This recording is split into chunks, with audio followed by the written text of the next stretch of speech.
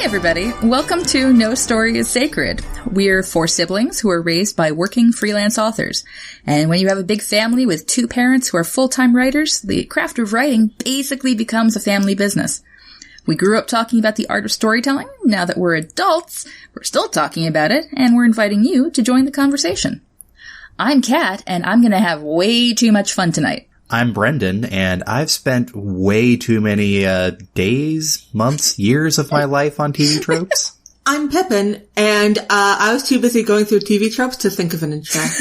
I'm Alex, and I didn't prepare for this at all. I think this is... What else is new? I think this is all kind of like on par for all of us. So today we're playing a long-form game we like to call Wheel of Tropes. Although I think the rest of them just call it Wheel of Tropes in a normal manner. We'll be selecting tropes at random to construct a group story live on air. If you want specific content warnings, check out the show notes on nostoryissacred.com. At this point, we're reading this ahead of time, so no clue what might happen next. Yeah, I think we got some targets to meet, I think. Like, of course, like the major beats, like who the hell our protagonist is, that kind of stuff. Yeah, this could be a massive failure. Oh, yeah. This could be, hey, I have faith in us. I'm an optimist. I feel that so long as we have fun in the failure, it all works out. And nothing catches on fire. It's not the result, it's the journey and the friends we made along the way. And I mean, not much can really fail. I mean, a lot of books have been published on worse. Well, actually, just before we go diving in, this kind of does remind me of a thing from grad school at the ETC, the Entertainment Technology Center. And that was the first Penguin Award that got awarded at the end of the year for most spectacular failure. Oh, I like that. That's cute. Basically, it was encouraging taking risks and doing crazy crap. Aww. I think one year involved a VR world that involved throwing rocks at the presenter. It was it was glorious. I love that. Why is that a failure, man? Anyway. Brent, remind me, is that story about Jim Butcher making the Codex Alera series on a dare of combining Pokemon, Avatar The Last Airbender, and the Lost Roman Legion on a dare? Is that true or just apocryphal? I haven't really seen confirmation of that. I've heard about it before, but it seems crazy enough to be true. And I think that's actually kind of similar to what we're going to be going for here. So, well, let's define the rules of the game here, in as much as that there is a definition of a game we made up. All right, so here's what's going to happen. Each of us is going to go to tvtropes.com. If you've been looking at our transcripts, you can see that we link to them a lot. Each of us is going to hit the random button to get whatever is the first trope that pops up. And then that person will slot their entry into one of the following. Setting/world. This will help us focus the genre, hopefully. Protagonist friends, antagonists, call to action/inciting incident, complications, which is also rising action, climax, and resolution, which all are hopefully parts of stories. I mean, it's your typical, what's it, that curve you see? Yeah. The curve. I know what you're talking about. We'll link it in the transcript. Yeah, classic storytelling. You guys are the English majors. You're supposed to know this crap. I'm an engineer. Pip once was able to describe it via charade. No, I was about to tell the same story. So this one time, back in high school, nice. Alex and I were at a friend's apartment with a couple other friends. We were playing charades like nerds do. Yes. And what we were using Pictionary cards to do the charade bits. We were doing one specific part of the card, but I forget whether it was the noun or it had to have been the verb. Okay. Because I was on a team with one of our friends and the eventual valedictorian of the class. And what she got her card, she looked at it, she looked at our friend, actively dismissed him with her hand. She's like, "You're not going to get this." And she just turned to me and she did a hand gesture that looked kind of like your typical EKG line, line up, down, line. And she did this a few times directly at me. And I was like, heart monitor. And she kept doing it. I was like, oh, rising action, falling action. It's the plot. and plot. That's what it is. And she was like, yes, plot. And the card had meant it as in, like, plotting a graph. But I still got the word. Yep. That's all that matters. And everybody else looked at us going, how did that happen? And we were like, we discussed it in English last week. All right. So let's pull up TV Tropes. People at home, you can play this game too. And let's make Alex go first. Why do I always go first?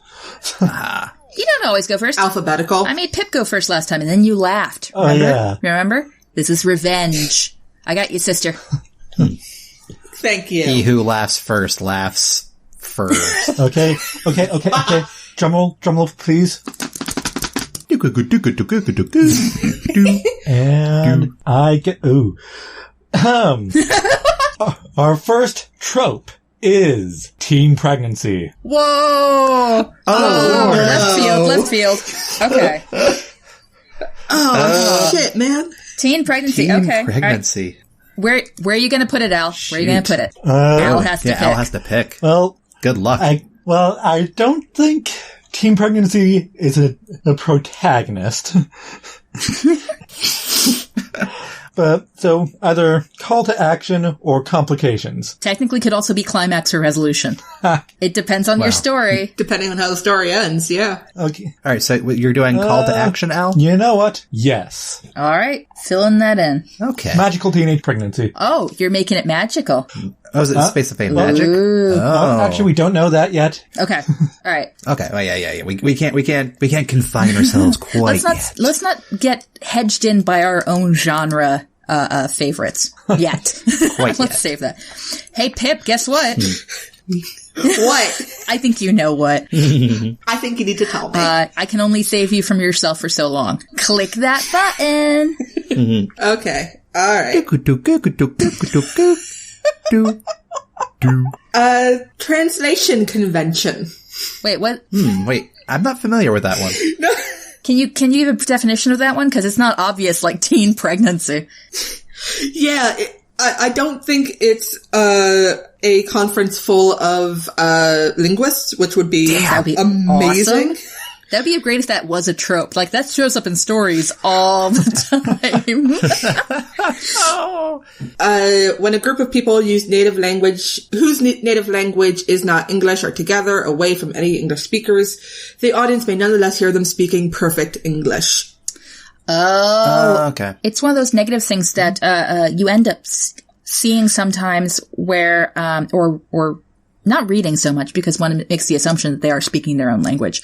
But like when you see a whole bunch of people, who are, let's say, Swedish, and for whatever reason, they're still talking English amongst themselves. Like, why? It's because there's a viewer, there's an audience. I think usually it's done in movies just to kind of make it so you're not reading subtitles the entire film. Which I call baloney. I like subtitles.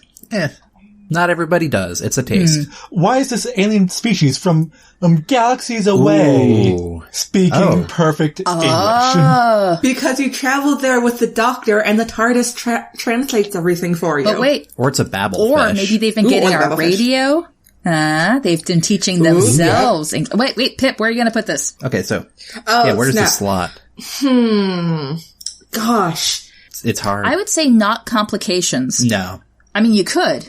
And if we want to do this on hard mode, we could randomize both TV tropes and which thing, That'd be which difficult. is I think we should do it in a future episode because I think we could accomplish hard mode. Well, here's how I think it could work.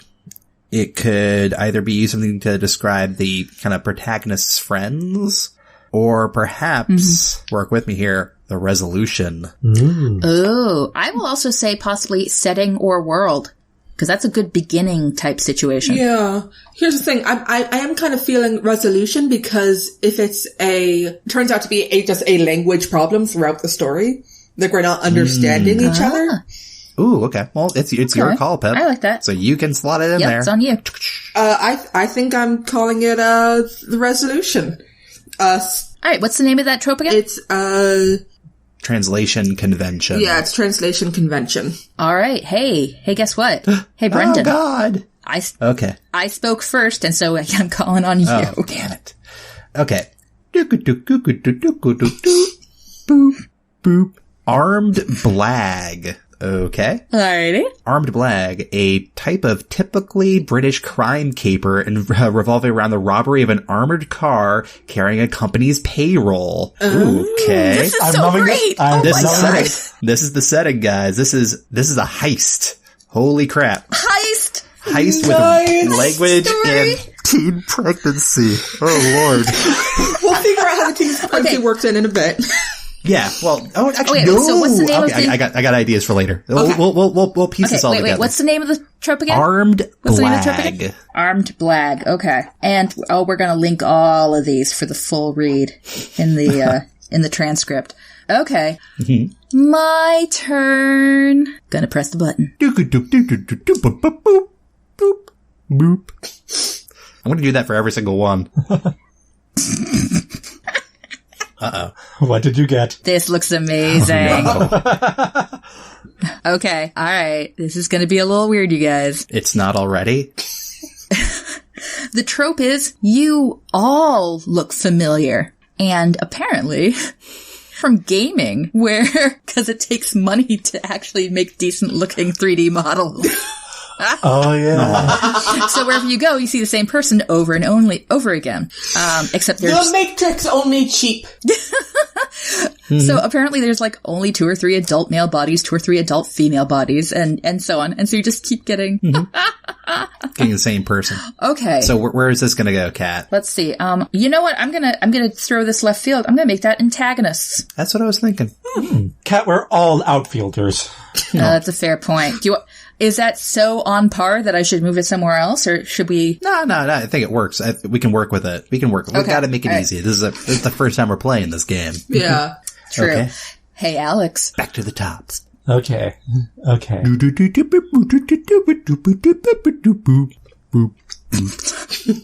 Okay, I got full name basis. What's that one? Some characters will stick to formal address. Some go straight for first name basis. Others don't even bother with names. When none of these will do, and the character is not no name given or the trope without a title, you get the full name basis. Okay, so basically the character likes being referred to by their full name and full name only. Or people refer to the character character by their full name, such as in Scott Pilgrim, everyone always calling him Stephen Stills or whatever. Okay. Yeah. Okay. So everybody else calls them. Okay. Cool. Like if me and Pippin the actual Hobbit were here. Wait, you're not? I'm significantly taller than Peregrine Took. Fair enough. You would call me Pippin MacDonald, or Tall Pippin maybe. I don't know. There you go. And you would call him Pippin Took or Short Pippin. Yes, he'd totally go for that one.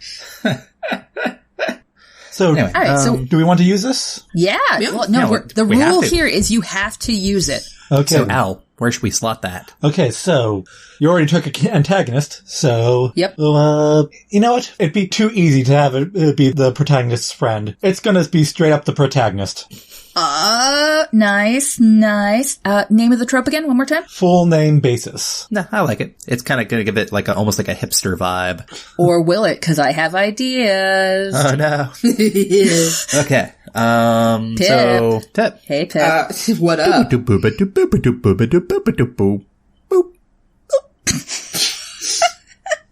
We will meet again.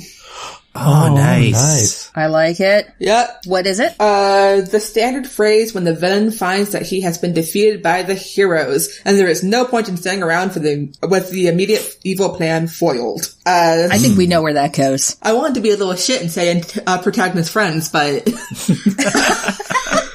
That'd be pretty funny, actually, if you want to do that. No, because it would go well with the heist, but you do you. We've already done resolution. Yep. The climax? Sounds good. Yeah. Okay. All right. We will meet again. Oh, so that's me again. Okay, here I go. Doop-a-doop-a-doop-a-doop, boop. Oh, Lord, this is going to be weird.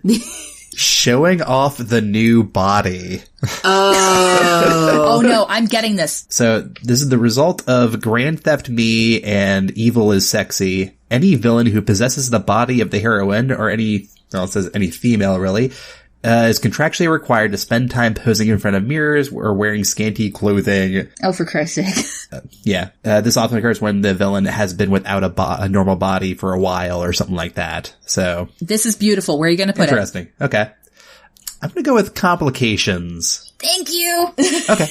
Oh, you don't have to. I'm just like, I think it would go oh, well. No. I went with my gut thing, so.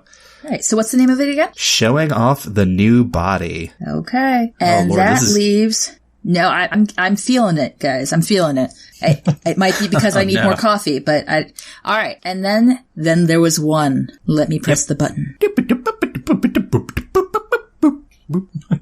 Oh, God.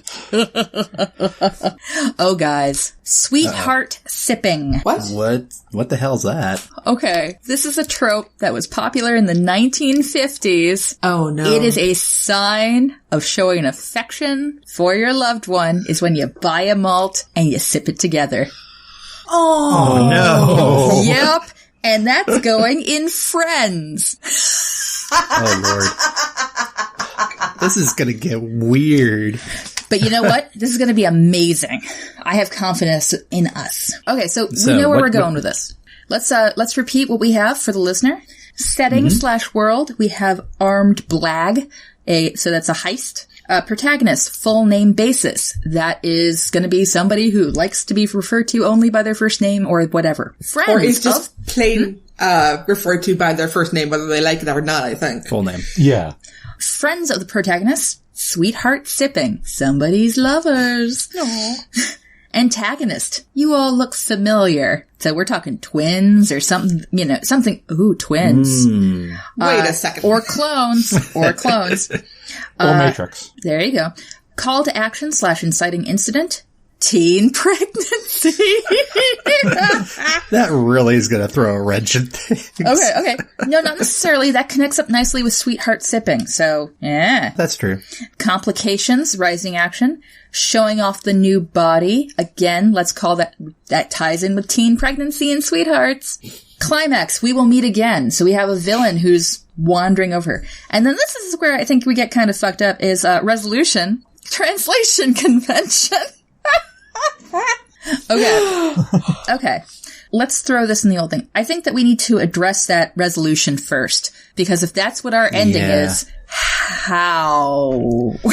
I almost see it as like being like a story taking place in a city, perhaps. And that's where you kind of have the language melting pot happening. Okay. So that's maybe one way to address it. Aliens? Oh, yeah. That could be a big one. Magic pregnancy. Baby is a babblefish. Oh, hey, demon baby. Ooh. Or it could just be like possession or something like that. Okay. But that seems weird. I'm thinking a Matrix-like thing, and the language program is broken, and at the end it gets fixed again. Ooh, I like that. So we're all in a computer simulation? Yeah, only a cheap one. Well, wait. let's twist that a little tiny bit and see if we can go in terms of me. And like, you can stop me if you think this is no good. So instead of taking place in the Matrix or something like that, it's taking place real world with robots who are connected or holograms are connected, stuff like that. Well, okay. Here's an idea. So we're talking, I guess, not a little bit farther away in time than not too distant future. So somewhat distant future when we have androids, we have kind of like nascent AI or, you know, whatever. The AI is a thing. Okay. The robots are thinking for themselves, but it's still very primitive. So a little bit ahead of certain companies' robot friends and yeah. But not full autonomy, maybe? Yeah. Okay. Yeah. Basically they aren't aware, like it's sentience without sapience, that kind of thing. Oh, I like that phrase. Yep. So that's where I kind of see it going is, maybe 2 robots here where we're talking about, that also kind of ties into that that full name only, as if I'm a robot, I want to be referred to by my full designation, correct? Yeah. Oh, yeah. But that also gets in our lovely antagonists. Yeah, that's what I was going to bring up. Because, hey, the latest model. Or even older models would be the ones that looked all similar. Those are hard to... True. This would also be this could also be a loose interpretation of teen pregnancy, where it's the new robots, discovering that maybe they can they can replicate. Guys, 3D printers. No, true story. Literally, we are working right now on robots that can build replacements for themselves autonomously. Fortunately, they don't have brains yet. And probably shouldn't. It's kind of frightening. Of course, it's intensely frightening. But no, there's videos of it available on YouTube. So. Oh, cool. Which is what I will link to. What?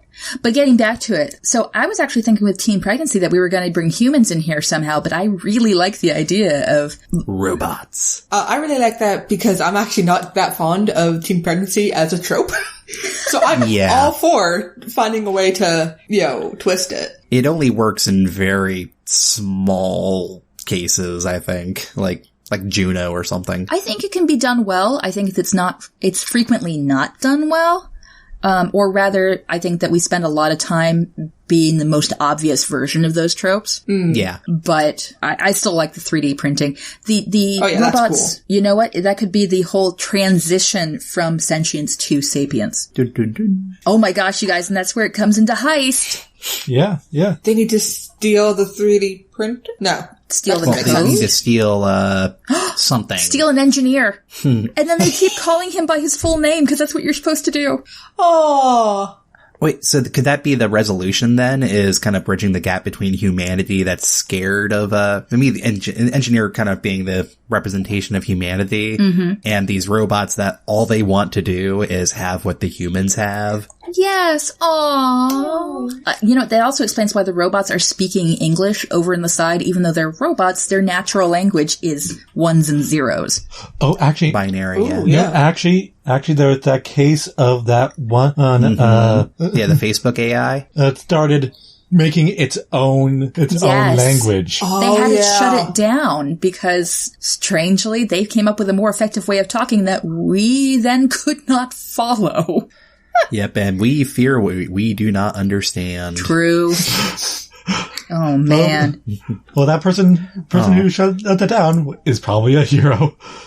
Or a murderer. Okay, so how do the antagonists play into this? So I'm kind of seeing the story coming up across here where we have maybe an android who's our protagonist, right? Actually, I hate to say it, I kind of think the engineer should be the protagonist. Then we have the human aspect. Okay. We get to define from his point of view what's going on. I kind of feel a comedy. So, the question is, does it even have to be an engineer from that team? It has to be an engineer who doesn't know about the Android project or something. Yeah. Maybe somebody who the robots have been keeping track of everything and you know what? He's really close. And it could or she. Yeah. True. Fair point. They. Nice. Oh, what if the robots don't understand gender, so they just keep calling everybody they? Just non-binary. Yeah, I mean. Because they are non-binary. No. But ching. Dun-dun-dun-dun-dun-dun. Good night, everybody. Okay, wait. So we need to figure out. I think we're looking at science fiction. I think we're looking at this. I think we're all excited about the idea. Who's the protagonist? Is it a robot? Is it an engineer? Is it a third party? Well, then it does kind of explain. Okay, so there's still the limitation of protagonists' friends. Mm-hmm. So the soda fountain thing. Well, wait a second. Do the AIs that want the engineer are they just kind of your equivalent of C-3PO? They're meant to be interacting with only humans or something? Actually, I'm thinking of two different things here. First is, do you remember that art project that was two computers that were connected together, and it was a closed loop, and one of them had a computer virus. And so the art project was slowly the other one getting infected, and it was called The Lovers. There's that. I'm not sure how to feel about that. I know, isn't it terrible?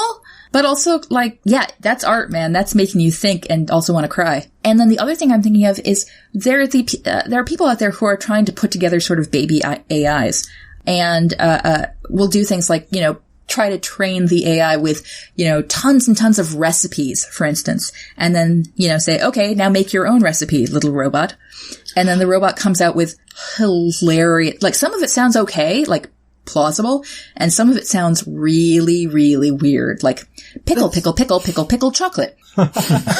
That's the neuroweb? Mm-hmm. Yeah. Yes. Neural net processing. Neural network. Something. I don't know. And so I feel like that's left field enough from what you would think would be necessary for, you know, sapience that, like, particularly if like it's an artist or something, and then suddenly robots kidnap them. So let's steer back into defining our story. Okay. So let's try and clamp down on our protagonist, because I think a lot of it will kind of determine the story from there, how we can kind of fit all the other pieces. Sure. Well, here's the thing. I've got an idea about the antagonist and do it. That, which is the opposite of what you were saying, but whatever. So our antagonist is You All Look Familiar, which is sort of more of an idea and stuff. And the call to action / inciting incident is a teen pregnancy. So the antagonist is You All Look Familiar. So all the androids and stuff, you know, look the same with variation depending on when they were made. Whereas the teen pregnancy aspect is the creation of something different and unique. Okay. Something new. Different from all the others and possibly different than everything that will come after. Maybe the antagonist You All Look Familiar is actually companies wanting them all to be the same. For whatever reason, marketability maybe. QA. You know, what have you. So the protagonist is either the robot or the human or whatever we decide who wants to have this uniqueness actually happen for whatever reason, whether they think that's science advancement, totally a phrase, or because they are the robots and they want children of their own. I like that. Now, because again, that kind of paints the antagonist in a very real light. I mean, because the companies out there, I don't think they'd encourage androids fully thinking for themselves, because that's going to be a liability nightmare for the producers of Facebook example. Yeah, exactly. And it really breaks their copyright. No. What I'm picturing now, as you kind of talk about that, I almost think that the heist is kind of tied into this, like, call to action / inciting incident. The heist is this engineer or whatever. The protagonist is the object of the heist, and it's these androids essentially trying to convince this programmer or whatever to help them achieve true life. That's why I'm kind of wondering whether or not the protagonist needs to be the human, because the people, the androids who are, you know, heisting them are not at that point yet. They aren't the changed creatures. They can recognize that it's something they want to be doing. But they need this other person. So I think it would be kind of a tall order to try to write from the point of view of something that is not entirely sentient yet. Yeah, that'd be a tough one. And plus, I kind of see it as, you know, it's a gifted programmer, but not one that's associated with any of these AI any of these computer companies or something like that. Just, you know, maybe they do work on, like, kind of these artistic projects, right? You know, it's the far future, so I could be writing programs to do high art or something like that. You know, just that kind of mindset. So maybe that is also why these androids have selected or have more or less kidnapped this person. And then you can have some hijinks ensue early on where, like, it's like, no, we really want this and you will help us, and here is why. And we can have, like, the bridging between human and android, and that might be fun. I like that. Like a soda fountain. Yeah. Well, because, oh my gosh, can you imagine, like, so these are supposed to be friends of the protagonist, but I think it'd be super cute if maybe I don't want to say Stockholm Syndrome, because that's a little bit what this looks like. But if, the robots are talking to this artist engineer and are like, so we're trying to figure out how to make babies of ourselves. We do this with our faces, right? That's what works, because they've been looking at humans and so forth. Mm-hmm. And so then you get like matching of faces together. Which is like the equivalent of sweetheart sipping. And these are now becoming, the artist engineer's friends and sort of, or, their children, their robot oh, my little babies are growing up and face smushing. So the call to action is this desire for the robots to become, to have, I guess, the ability to reproduce or have AI reproduction, that kind of thing. Cool. Is that, yeah, okay. Well, technically it's call to action or inciting incident. That really says to me at what point does the pregnancy happen? Is it something that happens early on and then the rest of the story is trying to fight the companies about it? Or is it a resolution at the end? How long do one of these robots stay quote unquote pregnant? They figure out how to do it. Is what I'm thinking. Or like it gets unlocked at the end or something. Because I think that's where the barrier things start coming down. Mm-hmm. Well, what about showing off the new body, which is the complications? Well, that is where I think the company bots or whatever have infiltrated the group or something like that. Oh, okay. And then maybe it's like at that point it's like the human figuring out, because it's a human, they're able to notice differences in the pattern like that, go like, wait, there's something wrong with my old friend here, Bob. And then there comes like a conflict of, trying to restore that robot back to its original parameters or what have you. Okay. There's a British show called Humans, that's about androids, some of which are, for whatever reason, are sapient. And I want to avoid the really obvious stuff. Does that make sense? Mm-hmm. Anybody infiltrating the enemy, depending on who's the enemy, that's a common trope. I like that. That's, anything can be done interestingly. It's a trope for a reason. Yeah. Anything can be good, guys. Anything can be bad. Yeah. So, what do we have so far? Yeah. All right. So what we've got, we've already talked about the call to action, right? Because that's the teen pregnancy and what they're going to, what they're sort of after. We haven't really talked about the resolution that much because I think I kind of, screwed us all over with that one. No. I think you're fine. The heist is technically the setting, so we might start this in media res, as they say. With whatever that heist is, whatever they're stealing. Oh, it could be like, I almost imagine, because it's the human character, it's like that fun way of starting a story. It's like, so I woke up in a van. Oh, I like that. My day is weird. Oh, it starts with the robot saying to them, "We're very sorry," full name. Oh. And then, I blinked awake. Wait, what? Something like that. We talked about how the antagonist, you all look familiar. I think it's sort of going to lean in towards corporations creating sort of mass-produced androids who look the same. The protagonist with his full name basis, because that is his designation as given to him, as the androids know it. Why else would you call yourself something different? Right? How do you tell each other apart? Right. Yeah. Maybe at the end they learn about nicknames. Aww. Oh, that would be cute. That'd be wicked cute. I'm Forna and Delta 210, but you can call me Mitch.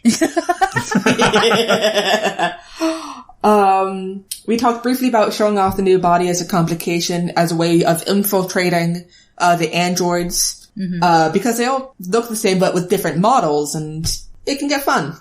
And by fun, I mean potentially sad. I'm gonna actually add something to that too. Okay. I think that a lot of that is, cause this is complications. This is the adventures portion, middle of the book. You have to be showing the differences between these robots who want this change and the robots who don't.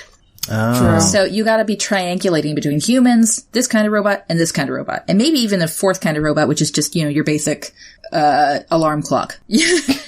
A toaster. Exactly. Who have rights too. And so, so showing off the new body, I mean, that's kind of why I see this as a little bit of a comedy, because that's, that's funny. Like, that's fun. Or it could be. I don't know. Like, you think of Rogue One, for instance, the movie with, was it KSO? Is that its name? Yeah. That was charming as heck. Yeah. Because he's been slightly reprogrammed and, he has a bit more free will or whatever. I have been programmed to be fun. Still murdery as fuck.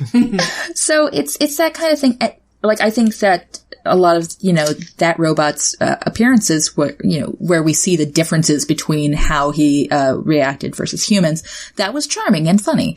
And I think it'd be fun to explore that as part of our complications / adventures. I like calling them adventures, but that's how I managed to convince myself I want to write the middle of a book. Anyway, we also talked about the protagonist's friends with the sweetheart sipping. So maybe the engineer has some android friends who he can see discovering love. Unless maybe they're like that person who made that creepy art, the lovers. And then some androids are like, okay, that was, you've got the right idea, but you realize that was creepy, right? And she's like, what? It's discovery. It's language, guys. So it could go creepy, it could go sweet, depending on which of us you ask. Because some of us are depressing. Oh, wait, can we see whether or not there's some human friends in there as well? Like, have we decided that the human is the protagonist? I think so. Especially because it's like the birth of true AI or true AI or robot sapiens. Mm-hmm. So there's one thing we haven't discussed, if you're curious. Go for it. The climax of We Will Meet Again. Shoot. Oh, shit. Oh, yeah. Oh, no. We'll meet again. Don't know where. We already established, we already established the new body thing happening. So maybe they don't get the stuff reversed or something. You just have the, kind of company AIs not wanting to have sapiens because maybe they see like, look what it got the humans. It gets them troubles and it's not worth it. I feel like there might be a bad message there. I was going to say something, but I don't remember what. Oh, I remembered. Part of gaining sentience, gaining that sort of a larger idea of life, is also sort of gaining an idea of death. If you're created, then eventually you end. Yeah. So if we want this to be a comedy, it just went weird.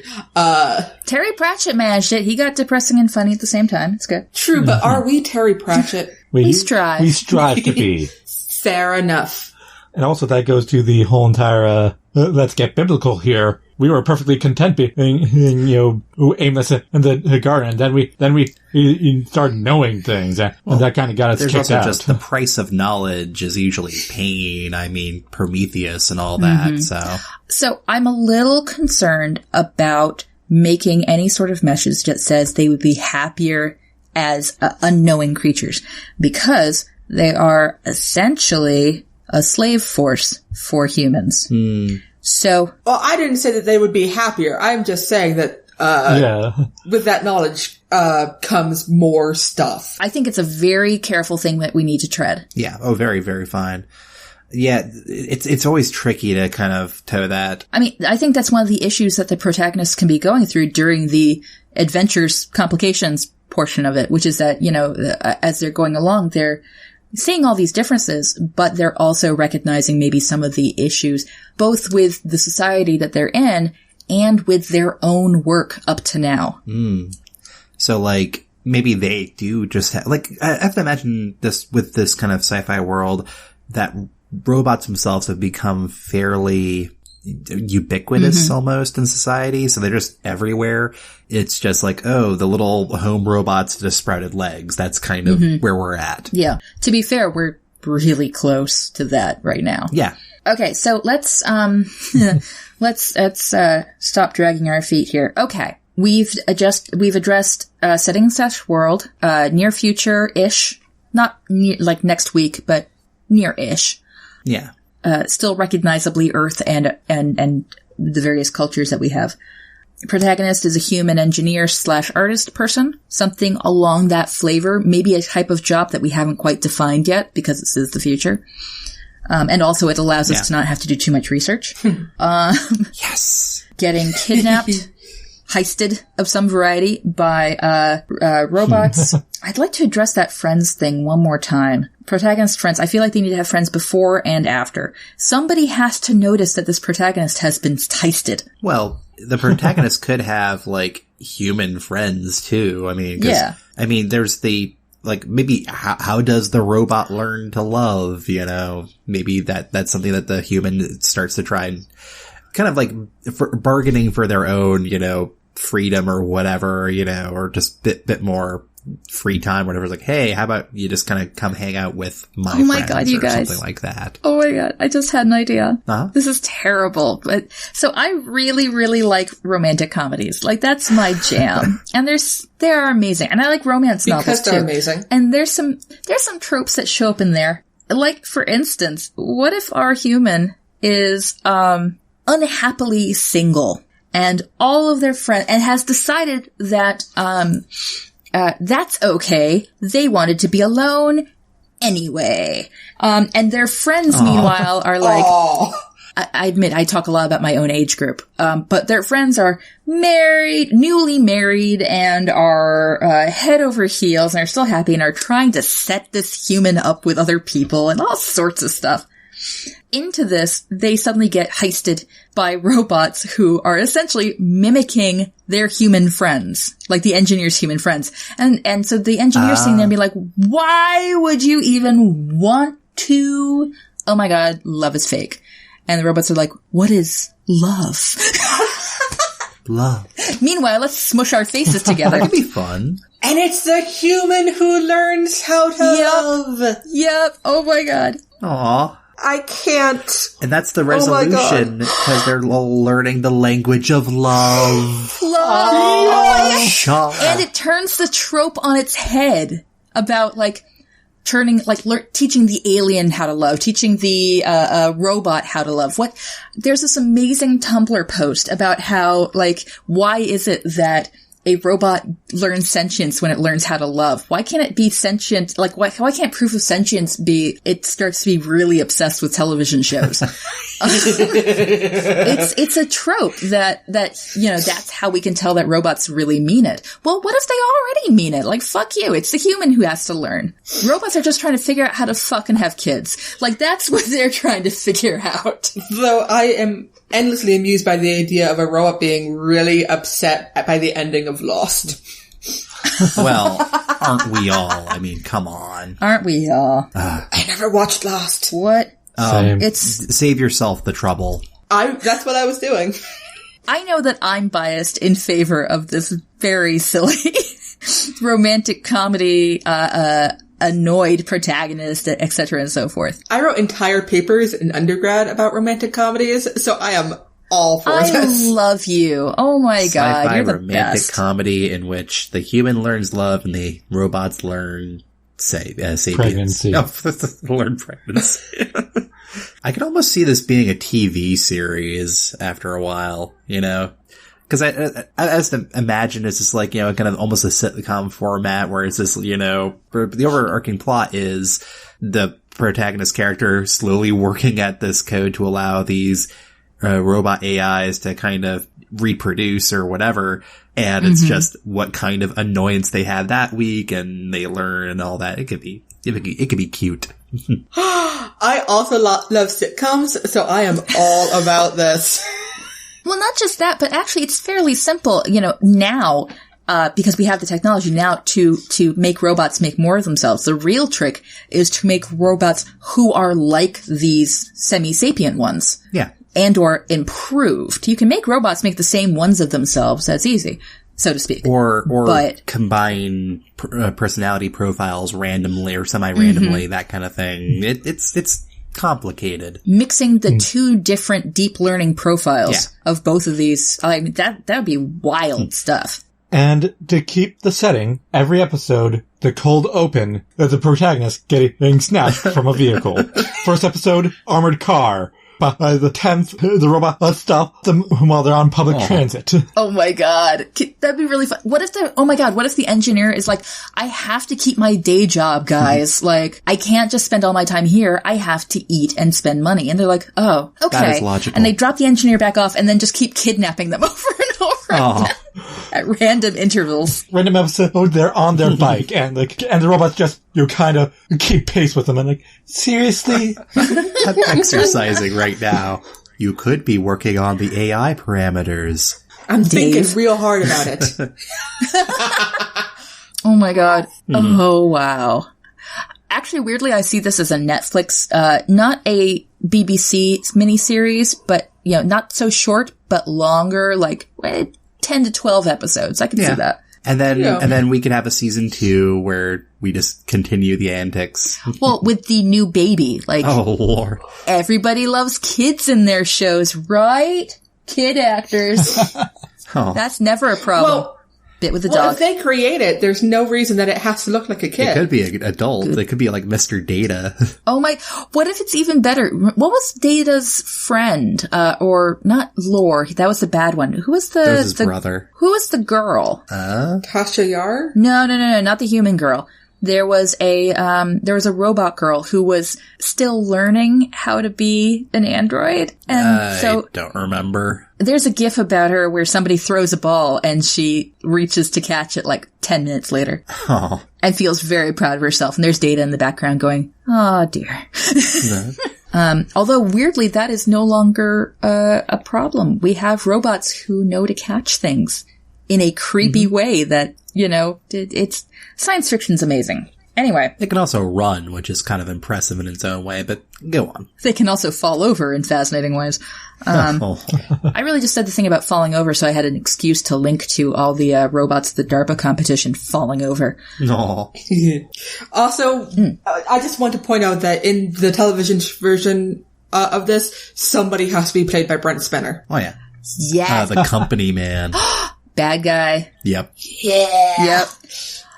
And I'd like to point out, actually, I think it's really fascinating that the story changes depending on the medium. Mm-hmm. Would this be the same if as a book? I mean, there's humor to be had. There's almost its own story to be had by Brent Spiner being the bad guy. It takes into account all sorts of history and so on. And you can't get that with books. On the other hand, you can get internal thoughts in books that you can't necessarily do on film.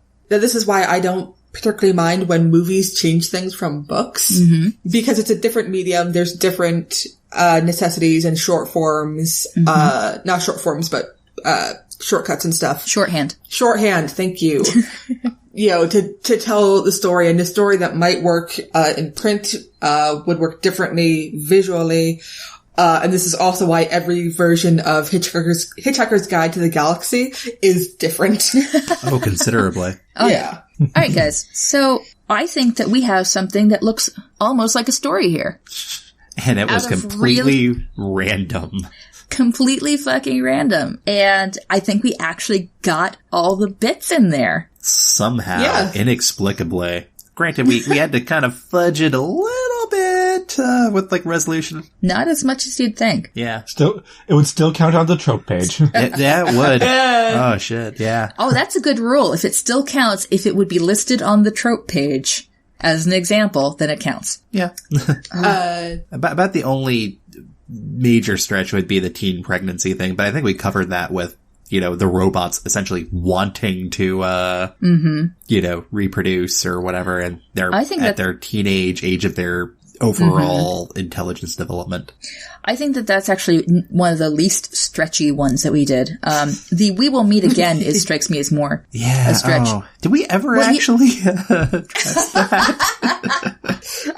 I think we were veering weirdly into religion, and then we, steered away. Decided to turn away from that. Okay, wait. So forget religion. Let's. What about "We Will Meet Again"? I mean, that's just typical intro to sequels, intro to next second week's season. Episode. Exactly. That's the kind of thing where you won this time, Inspector Gadget. Next time. Or you and your pesky kids. You and your pesky toaster. All I can think of is how, like in Portal, there were the backup drives of Gladys. So there could be a backup drive of one of the androids who maybe something happens to. Well, wait a second. And then they could be re-uploaded somewhere else. Like the bad AI that infiltrated the group. You know, it's not they don't want to kill because they're the good guys. They don't want to kill anybody. That's actually the antithesis of what their goals are. So they're not going to try and delete anybody, but they will like save it on a hard drive or the toaster. Oh my God. And then they can have an evil toaster character if it's a TV series. Well, wait a second. You guys, I think I made a mistake when I was talking out loud. When I was saying that that's typical, like, next time I'll get you, that's actually resolution. Climax is what is... You remember, I talked about this during the our second episode, Spaceman 2 Electric Boogaloo. What is our big bang scene? What's the image that we're shooting for? Because right now, I'm not sure we have one. That's true. Yet it has to involve We Will Meet Again. So I'm just imagining, you could just be fighting as loosely or here, just having a conflict with the infiltrator. I just want to have the infiltrator end up in a toaster, damn it. Oh, wait. I got something. What did we say? Did we say that there was actually going to be a baby robot in the course of this? Did that actually happen? Well, or it doesn't have to be a baby. It could just be, a know what I'm saying. A new robot. What is the baby analog? Did we actually get one up, or is that something that's happening at the end? Or off screen, or like resolution? I thought it was implied at the end, but maybe it could be happening right then. I don't know. I kind of like there's the baby MacGuffin, but it doesn't have to get, just to reiterate, it doesn't have to be a quote unquote baby. It could just be a fully formed robot, just it has a new AI in it. I'm just saying that's an analog. Yeah. Nah, but it has to be the climax. We will meet again. Like, I'm just... Someone disappeared earlier. And has come back again. At a dramatic moment. Okay, wait. Forget the We Will Meet Again. Toss that aside from one moment. What would the climax be without that? So if we didn't have to follow that rule, what would the climax be? I just have to imagine there's hitting the button. That is when Classic. The button hits compile, It would probably take a while, so you could have like an anti-climax just beforehand where it's like, all right, we're building it up. Hit enter to execute, and it's gonna take like 48 hours for this damn thing to run, because this stuff doesn't work over in an instant. It takes a long time. So then you can have that kind of fake little climax, and then there's a comedic beat, and then that's when the company, goes full force to stop it at all costs. Well, wait a second. Let's even attack this from yet a fifth angle. 20th, yeah. The base problem of our protagonist is, as we've determined here, is that they do not believe in love because they are alone and sad, and therefore believe that that's not something they want anyway. The climax should involve that. What if they lost the main companion bot, their sort of interface with the collective? What if the bad guys shot them or something? Dude, what if, as part of the complications, the lead up to the climax, sort of that last gasp of anti-love, our protagonist does something that drives away this other character, drives away this android that they've been communicating with. And then the android comes back during the climax to assist. And it's while the android is gone that the human's like, oh shit, I was an asshole and I missed them and they were wonderful, or whatever. I've learned that I'm an asshole and that's why I'm alone and not believing in love. And knowing's half the battle. I feel like that's a lesson most romantic comedies need to learn. Yeah, I mean, it's a poignant one. Mm-hmm. The lesson is we're all assholes. Yeah, we're all assholes. What was that line from The Social Network? Oh, I want you to know that the reason women won't date you isn't because you're a nerd. Women won't date you because you're an asshole. Classic. Yeah, I mean, I think that could be a fun little beat, I mean, heck, maybe the character learns to love an android, but that seems kind of weird now that I think about it because they haven't really achieved sapience yet, so. Well, that's why I'm saying it doesn't necessarily need to be on a lover level. Like, that's gross. And also, that has implications when, they're a servant class. But you can still love and appreciate a friend. Like, the friendship love is huge. Yeah, platonic love is a thing. Yeah, and I think it's something that's underutilized. Or sibling love. What? I don't think that exists. I think that's a myth. I know that we don't know what that feels like, but... Yeah, I just feel nothing but hate. It's true. Yeah. I just feel nothing for you guys. It's... an absence, really. Absinthe. Absinthe? What? I forget you guys exist sometimes. Yeah, that makes sense. That scans. Yeah, that's fair. Mm-hmm. Okay, so to wrap up, we have a programmer who is totally through with love, doesn't even like it, gets repeatedly kidnapped by robots to build a baby for them, or program a baby for them.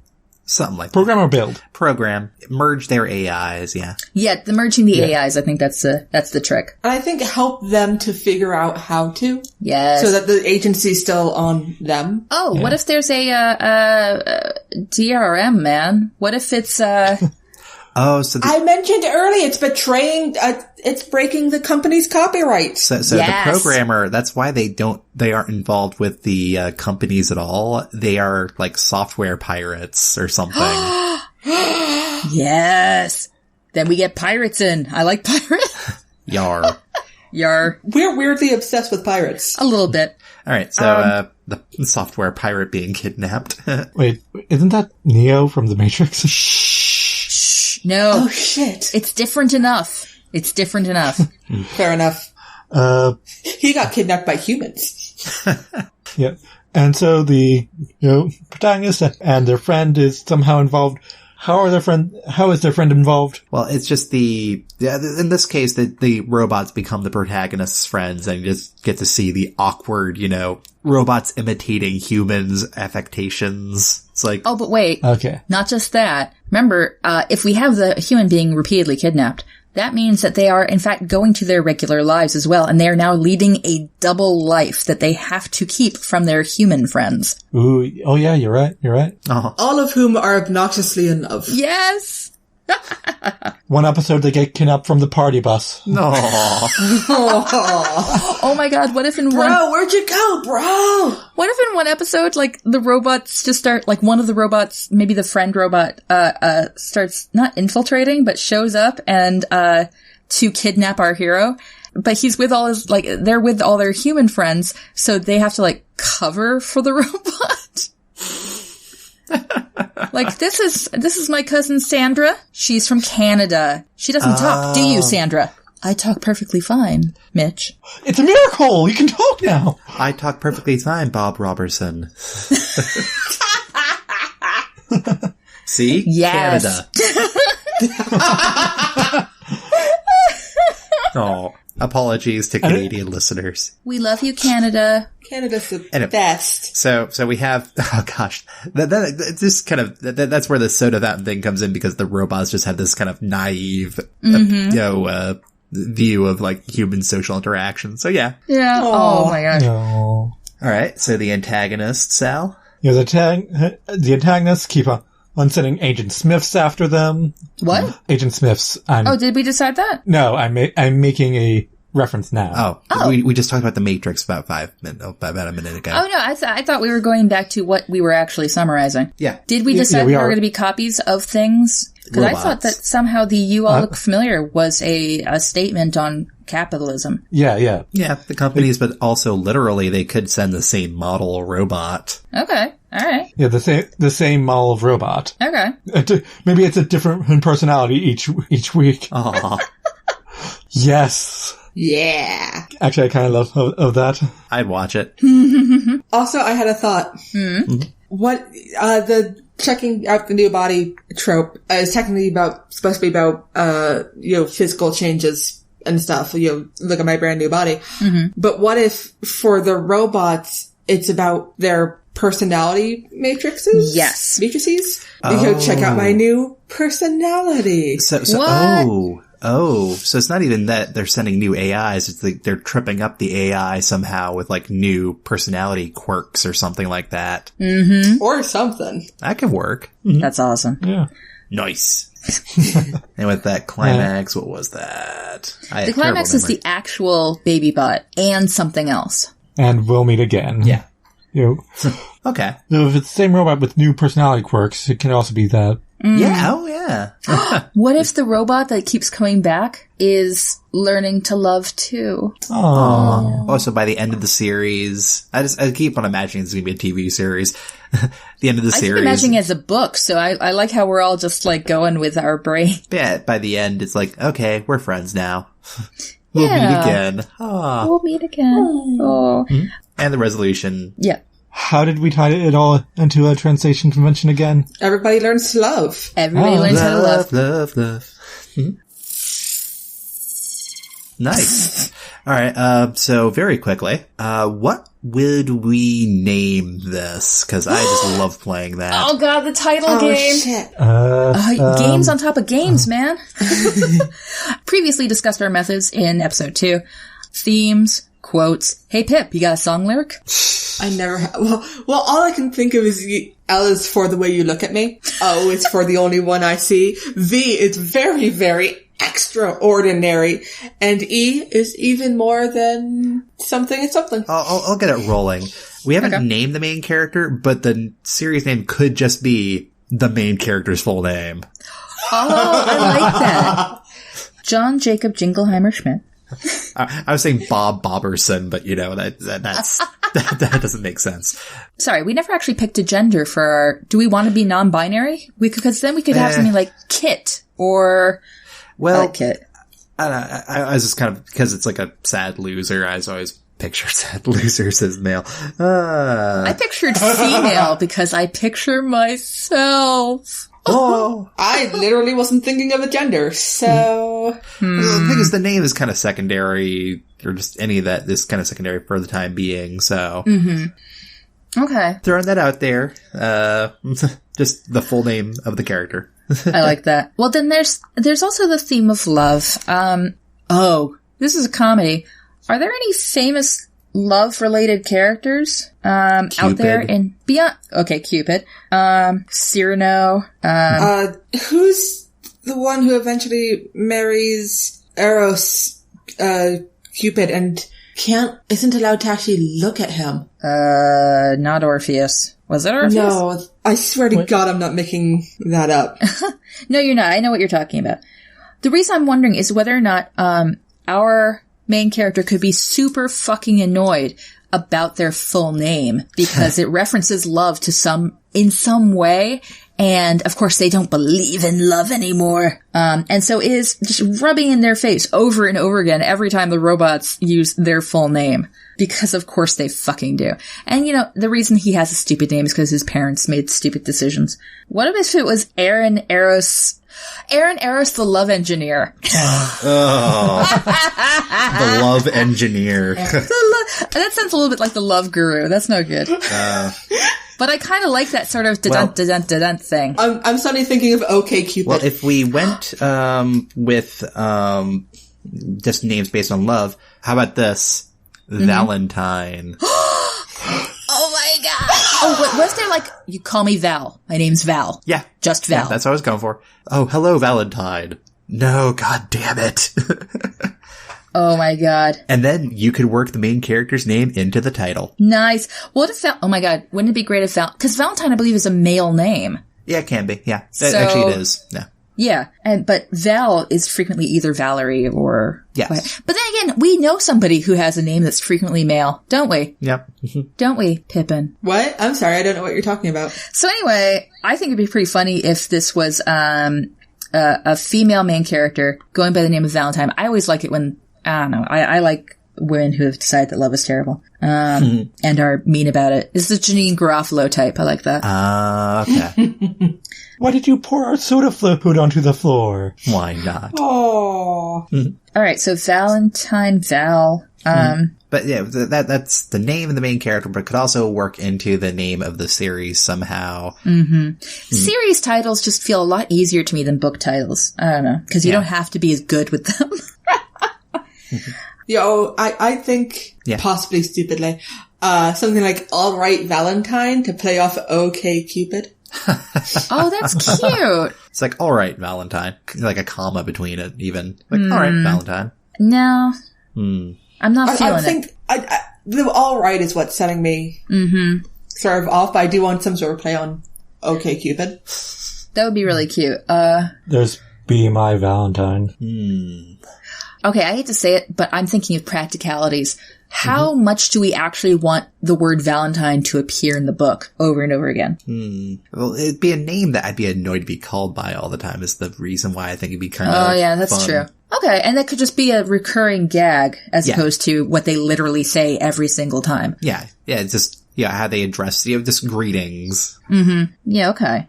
Greetings, Valentine. And eventually they learn to call them Val. Aww. Oh. And actually, gosh, like, I'm just picturing, like, if it was just called, like, Greetings Valentine, and that's just how they always greet the main character. Oh my God. And that's just the name of the series. And it's, like, written in blocky, like, courier font. Oh. All right, guys, let's stamp this. Let's say we have a book outline here called Greetings Valentine, it's a working title. It just gives us a feel of what we're aiming at. We have a plot. We have characters. I'm very excited about this. Yay. Do any of us want to write it? Who's feeling it? 1, 2, 3, not it. Fuck you guys. You know what? I am feeling it. If any progress happens on any of these stories that we mentioned on the air, I think we have this kind of commitment that we were talking about before, off air, that is, to, just share it with y'all. We'll probably put, separate pages on the site just of what works in progress are happening. I actually am very excited about that idea. Like, it would be really cool to have, like, if we did do our TFM, if we did do the Pompeii story, I'm rooting for that one real hard. Or Coffee Shop of the Living Dead. Yeah. Hey, Pip. Looking at you, girl. If and when we finish any of them, $5.99 from Amazon and Lulu. You don't get to dictate the price of my book. Oh, I'm sorry. Are you going my publisher does that. Pip is feeling optimistic tonight. Dream big, baby. So yeah, that was a fun little game, wasn't it, guys? Yeah, that was awesome, guys. I had fun. Yeah. Good times. Yeah, and again, just to really reiterate, this is something that we didn't have any kind of scripting ahead of that time for this, aside from just what kind of slots to fill in these random tropes. So everything else was done live tonight. So that was kind of frightening yet exciting at the same time. And it means that's something that you guys can do too. I mean, that's the point of this. We are demonstrating that this shit can get done. So that was the Wheel of Tropes. And as always, if you have a story to submit, head on over to nostoryissacred.com/submission. You can follow us on Twitter at nostoryissacred or send an email through contact@nostoryissacred.com. Your hosts have been Brendan, Kat, Alex, and Pippin. Editing for this episode was done by me, Brendan. Transcript done by Ashley DaCosta. Art by Jay Wolf. Show notes and transcript are available at nostoryissacred.com. And you should read the transcript. It's got links. Oh yeah, it's got lots of links, actually. You guys kind of are obsessive about it. It's fun. So, thanks for listening, everyone. See you next time when we talk about and take apart our first listener-suggested story, the fairy tale of Cinderella. Read up on it and then tune in next time to follow along. Until then, where no story is sacred, and any story can be changed. This was Brendan. This was Kat. This was Pippin. And this was Alex. And we're No Story is Sacred.